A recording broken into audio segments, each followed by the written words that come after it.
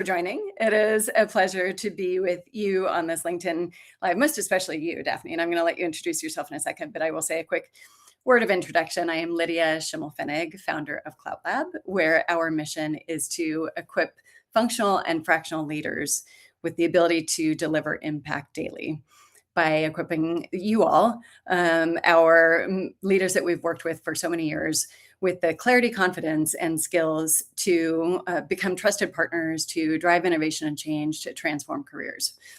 And so I'm thrilled to be able to introduce my colleague, Daphne Woolfolk. So hi, everybody. Good to see you, Lydia. I'm Daphne Woolfolk. My work is around helping leaders get ready to do the people side of high stakes change. And so that looks like things like, you're asking the question, hey, we just had a merger. How do we blend our cultures and our ways of working? Or we feel like we've outgrown our org structure. How do we adapt and change? Or a question like, I'm a new leader, I was just hired for some work, and how do I build trust? And so the reason I share all that is because what we're going to be talking about today, the relational side of influence, is really, what I have spent most of my learning dollars or learning time on, because that's where the challenge happens. And as I think back, I've been both internal and external. As I think back to my time as an internal, it was the question relationally, how do I change my seat at the table? So, right, for a while it was like, how do we get our seat at the table? But now it's like, how do we change that seat from kind of being the person who is there to take the notes to somebody who's there to contribute to actually making change happen. So really glad to be here, Lydia. And as you can see, I've got a lot of passion around this topic. We just, you're my favorite person to be a dynamic duo with. We have had this conversation with a lot of people in a lot of places over 20 years. I was going to try to count up the number of workshops and leaders that we've worked with, but let's save that. But we've had great opportunities to have some really important conversations and the challenging conversations. And I think about the concept of humanity and what we're all challenged with right now in the age of AI and all kinds of uncertainty is, what does it really mean to be human, and what do we offer? And you brought up the phrase that 20 years ago, when you and I started having these conversations with leaders, typically functional leaders and teams, about getting a seat at the table. The conversation is different, but what's not different is the human desire to matter to other people. That's what a seat at the table feels like, I think, to many of us. That's what we still want, no matter whether there's AI or that wasn't a thing 20 years ago. But what it continues to challenge us to do when there is uncertainty about, do I matter? Am I included in the right kind of conversations, whether at the table or through technology? Am I part of the design process and all of that? And so what you and I, where the genesis of this LinkedIn Live came from, was you and I having that conversation. What does it mean now to matter to people in a way that AI or any other person, or for that matter, entity, an outsourced vendor of your function? What does it mean to matter and to deliver value? And so that's our objective today, is to, Daphne, you're going to walk us through some new 2026 data about some risk and some hope, because I think we're certainly all feeling the risk. But what you and I want everyone to feel walking away from this is some hope that we can't take our foot off the gas to bring value to others and to identify what that means in every conversation. But there is hope that we can adapt. And then, of course, as the name implied, really thinking about what is unique to us humans compared with, as some of the research calls it, agents, AI, robots. What is unique to us, and then what does that mean for our team's brand? And it's a gut check. We want to offer a moment of reflection for anybody who is leading or part of a functional, fractional, change-related team, and so that you can decide, where do I need to level up my team potentially to have the right kind of conversations, and offer up our 4-step model that's part of our what we call influence operating system. great. So there's the queue up. In the background, we've got the fabulous Karina Villalobos. So in case she jumps in with anything in this new technology for us, he said, Karina, don't hesitate to jump in. So Daphne, take us through some of this data from 2026. Not Yeah, too thanks. Thanks, Lydia. You gave away the punchline for the data, and it may be hard to see, but basically, this is from the Brookings Institute. They've been around for over 100 years doing social science research, and like everyone else, they're looking into AI and what is the impact of AI. And so, the reason we're sharing this, as Lydia said, it's not just the doom part. AI is coming, and it may be changing the way we work. They call that AI exposure. So if you look at this chart along the bottom, they measure AI exposure. And what is the exposure that your function has, your group has when AI comes along? Okay, so we've heard that part of the story. But what they also add to the part of the story is as you look up the axis, you're looking at adaptive capability. So what is the ability of your function to adapt to AI changes? And one of those factors when we talk about adapting is your skill set. So, just as an example, if you look over on the right hand side, you'll see customer service. If you can read that in there, that has high exposure to AI, but also it's around the middle in terms of their adaptability. So that's how you read that chart. So we broke this down. If we go to the next slide, and we said, let's look specifically at some of these support functions that you all are in, that we work with most. You'll see consulting, you'll see finance, project management, public relations, HR, and marketing. And generally speaking, you'll see if you can see that pink circle, all of these groups are in the upper right-hand quadrant, which means that yes, there is AI exposure, but yes, there is high adaptability. They have the skill sets to really make this change work for them. So that's, as Lydia said, it's the good news. Yes, things are changing, but we have the ability to make those change. And I will just share, this is nothing new. I remember working in HR. If you're in HR, you remember when call centers came around, and call centers were going to, make life, it was going to get rid of our role as HR and make life easier.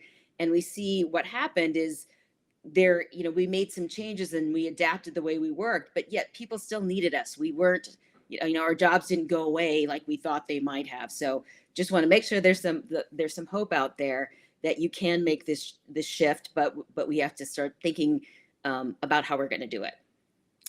Thanks, Daphne. And on that same note, you just reminded me that my very first change management project as a change management consultant in New York City many years ago, pre 9/11, I will say, at one of the big banks, when the online banking was becoming a thing, and the back office function had to really transform its role and continue to deliver value. I hadn't thought about those kinds of examples, but we all as humans at this point in our lives, many of us have been through more change than we realize.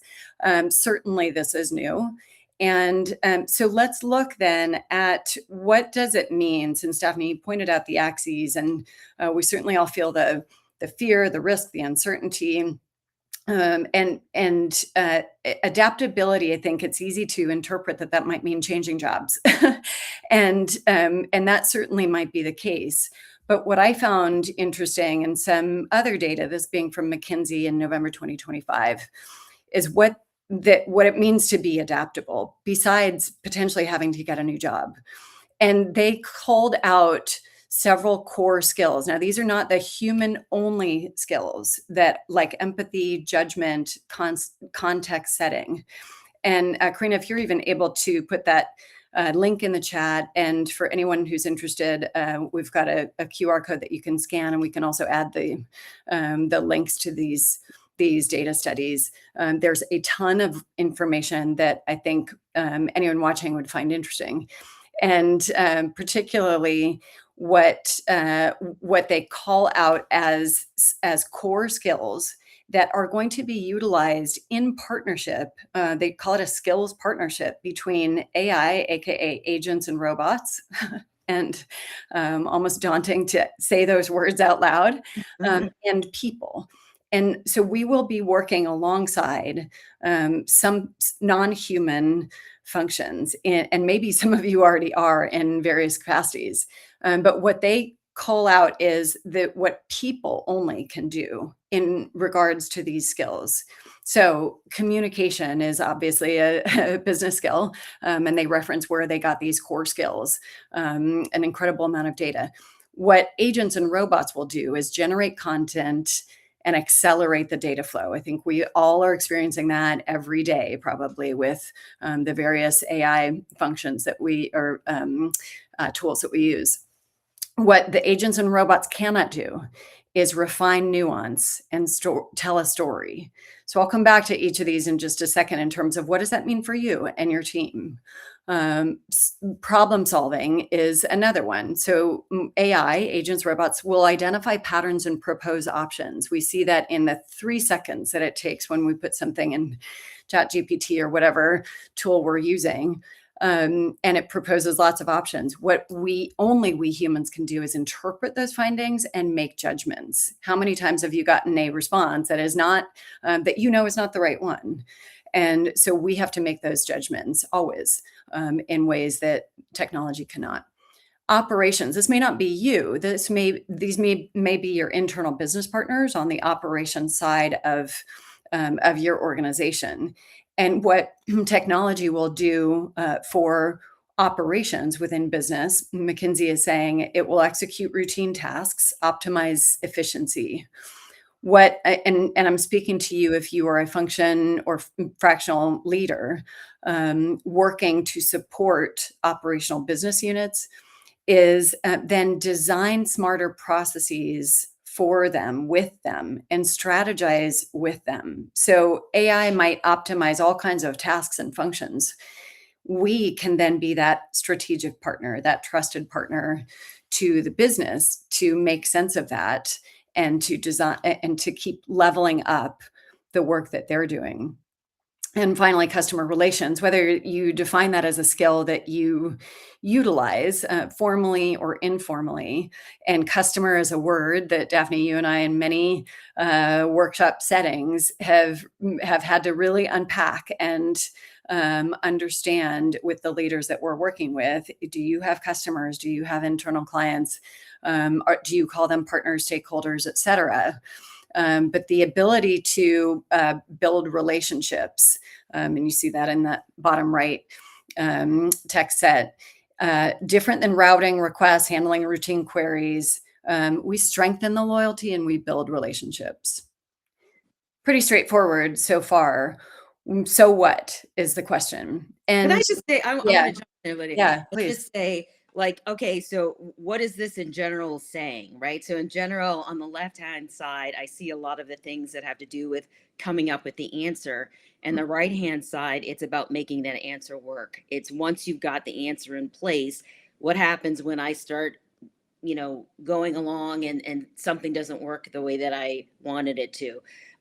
You and I have talked about, we've worked with a leader and we both agreed to an answer, and then we start to get going and something gets in the way. I mean, we talk about that, that opposition. What is that opposition that they don't even know that they're putting up to block the solution that they say that they wanted? So all of that kind of challenging, noticing, and naming to make things work, no matter what function you're in, I think is not going to go away, and it's part of what makes somebody successful. So I just wanted to add that to the conversation. Yeah, thank you. And then noticing, you're making me think of what we call our practices of clout, which, by the way, of course, clout is a bit of a tongue-in-cheek term that we utilize to distinguish from influence, because it's really in service of others. Clout is intended to imply being of service to others, not necessarily winning somebody over to my way of thinking, which is sometimes what people think of with influence. And it is partnering to drive impact. It's not just partnering because it feels better. And so in order to have that, we call it the 4 practices of clout.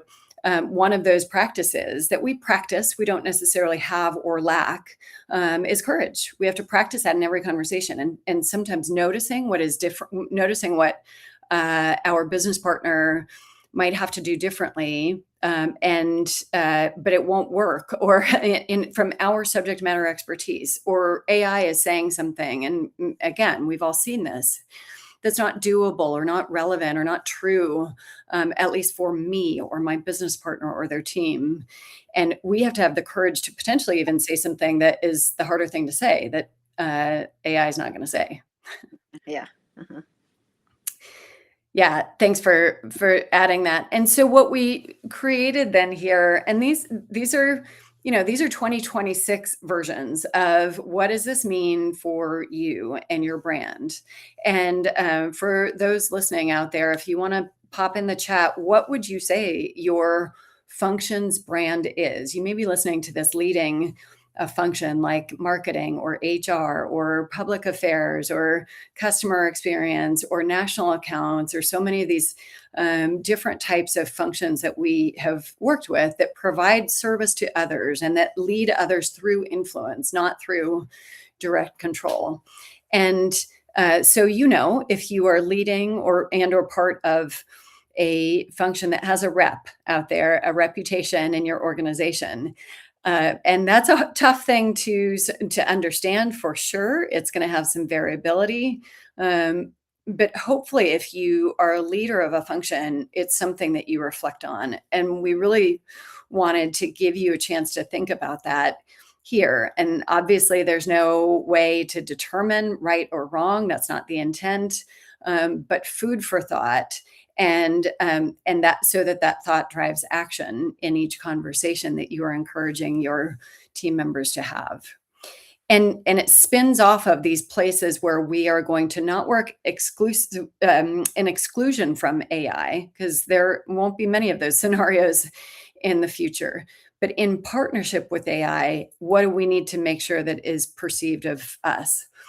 And the first one, if we say that what we do that AI does not, is refine nuance and storytelling. And so the question becomes, are your business partners saying that function, your function, if you're listening, help us make sense of change, of data, of whatever it is? They tell us a story that makes sense to us in our head, in our heart, in our relationships.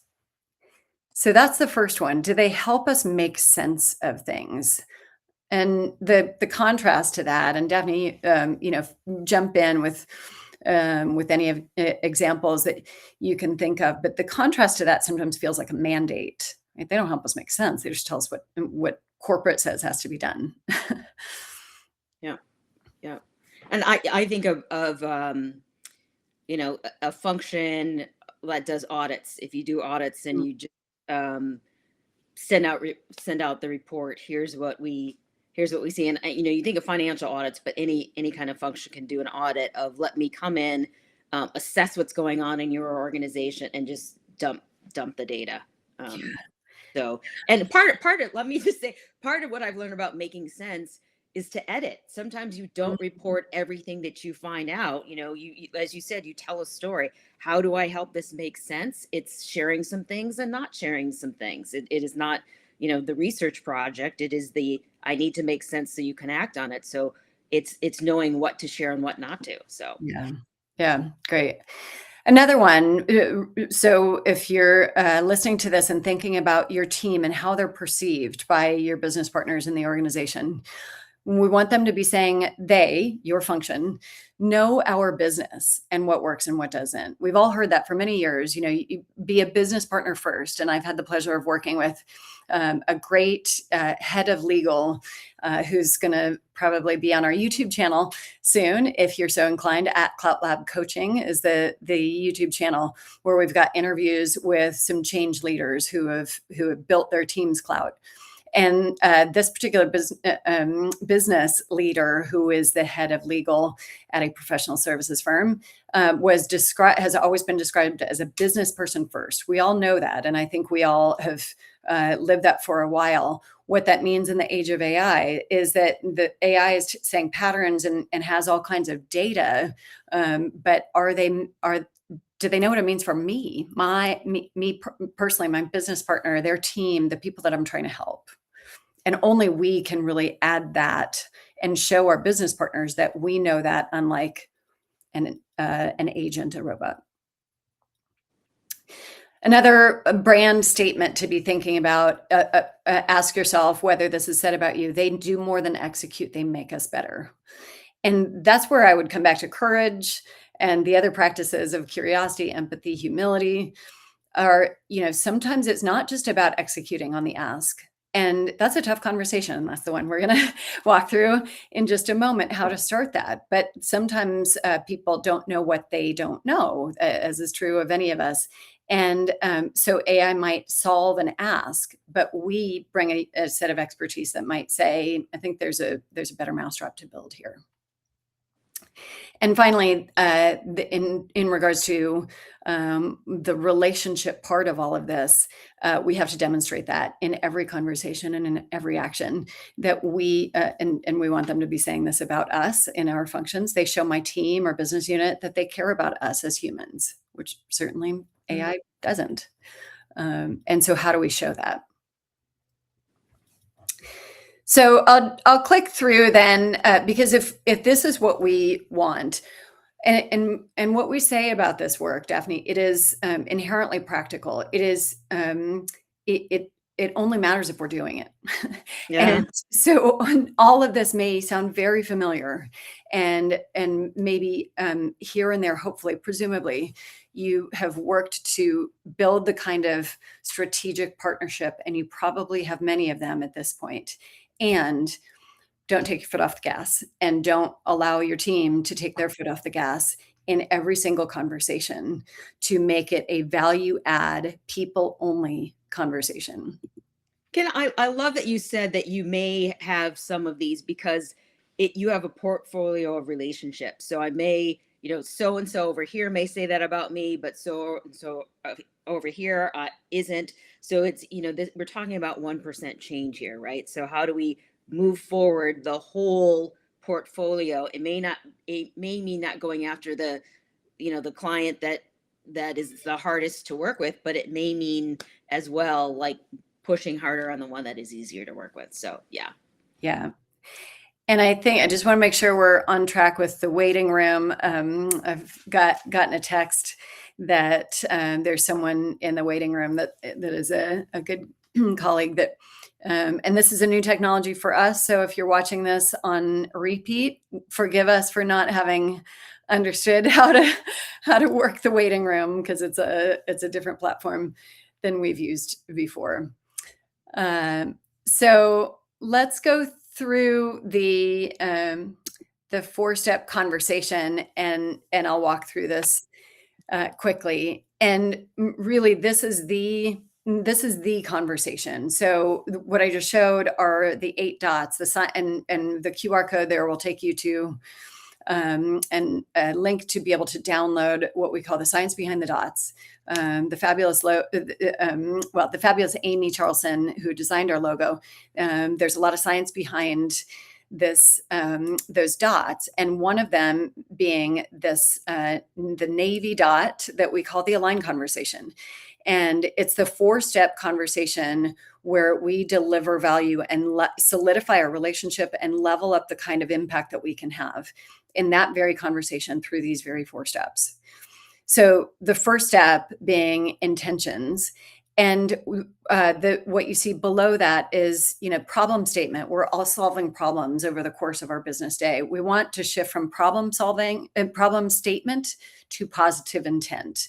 That's actually science backed, and that's in our white paper term, that when humans hear positive intent before problem statement, the outcomes for any given conversation are better. And we also want to separate out an ask from the partnership itself. And you see there are just some phrases that we have heard and we encourage people to use. One of them being, I got you. I am with you. I will solve your problem with you. And I can't necessarily right now say yes to the ask, of you. Or maybe if this is midstream with a project that you're in the middle of, maybe you want to regroup on the ask to make sure you're doing the right kind of work, the top of scope kind of work that you can deliver, without indicating in any way that there's anything less than a strong partnership. In fact, we want there to be a strong partnership so that we can say, I don't know if this is the right choice. And I got to have the courage to say that. Second step, the possibilities is this is the part of the conversation. And again, we all know we need to do this. Sometimes we do it. Our encouragement is to use a checklist in your mind to make sure that there's some space given for this part of an important conversation to go from execution, I'm going to execute for you, to empathizing with whatever is prompting this work and the challenge that is behind it. And to not only have the conversation about objectives, like project objectives, but personal wins. And a question that I've heard long ago that I just love to really drive this home is, why is this important to you now? And those two last words being in all caps there on the screen, because those are a little bit different, not the organization, not because of a mandate, and not just in general, but what's going on for you right now with this work? Why do you care? The third and arguably most challenging out of the four steps is commitments, because then we're setting aside the work itself and what's going on and why does it matter to you, to how is our relationship going? How do we want it to be better? And that's where we convert frustrations into asks. Those resentments, oh my gosh, this person never does this or always does that, and I can't believe that, or I can't believe this. None of that goes anywhere or is productive energy if we don't convert it into an ask. And so those things, and we encourage you to keep a running list. What is it that is frustrating you, so that you can convert that into an action? If you want them to trust you more, if you want them to have some empathy or sympathy for how long a list of to-dos you have, you want support, you want sponsorship, visibility, trust, honesty, all of these core things. What does that look like? We have to have the action-oriented conversation around that. And finally, quickly, risks of both commission and omission. The patterns that we know come up. That person never actually gets back to me within a day, and then I'm left holding the bag, in trouble with my boss, etc. We want to play that out now. Hey, we're both human. What happens when one of us drops the ball? That's the commission. What's our backup plan? Maybe it's omission. Who's not included right now that their absence could bite one of us. And so how will we have each other's backs? How will we make sure we mitigate risks of commission or omission? Daphne, what do you think is what would you say is the takeaway, the number one takeaway that where people can start if they're thinking about a challenging partner, wanting to be more human than ever, more uniquely human, and this conversation being an active step they can take towards that? Boil it down for us. Well, we always say, start with your friendlies, because as you're learning a new skill, be intentional about this, and we don't always have conversations about how we're working together. This is a little bit of the how we're working together.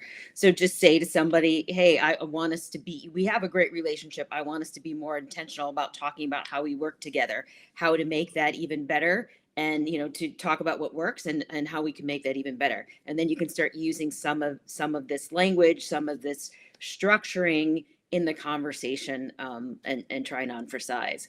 But I love, I want to give you credit, Lydia, because this was you sitting down and saying, how do I put into words, how do I create a model for how to do this? Because we all know we need to do this, but having a model, having some steps, for me as a model thinker has been so helpful. So yeah, just wanted to say that. I appreciate that you and I have done this work for a long time, and we know that and we've been inspired by some greats.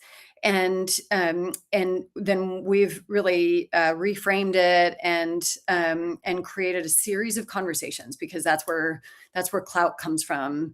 It's not just sitting on a mountaintop. It is in the actions that we take with ourselves and with other people. And I'll go through those quickly, and you'll see these in the download if you're interested. Me, what do I offer? What is my value proposition? You, who are my stakeholders beyond maybe what I've thought about? Personas, am I a sage, a supporter, or a trusted partner? Mindsets, courage, curiosity, empathy, humility. The align conversation, the address, the assess, and the affirm conversations. Those are ones that are really a continuous roadmap. And if there's one thing that we heard in feedback from people that we've worked with over the years, it is the value of a roadmap. Is any of this new? Is any of it brand new to us that we've never heard before? Maybe. We hope to continue to offer up a new way of looking at things, a new set of talk tracks, if you will. But what really matters is, as you just pointed out, Daphne, just start the conversation. Say, I want to have a new kind of conversation that might be a little bit different than our usual Tuesday at 9, or whatever the case may be. Start the conversation, have the checklist in your mind so that you come out the other side of it with a lot more humanity than AI could ever replace. Wonderful. Great stuff. Karina behind the scenes posting up that QR code. Thank you. Daphne, my friend and colleague, thank you. Anytime. Always a pleasure to have a conversation like this with you. We certainly could go for hours and hours. If you try to get into the waiting room and we haven't figured this out yet, we apologize. We hope you've been able to get some value out of watching, or at least skimming through even this. We'll post it on our YouTube channel, and reach out to us, cloutlab.com, Lydia at CloutLab, Daphne at CloutLab, and we hope to connect with you soon. Take care. Thanks, Daphne. Thanks, Karina. Take care.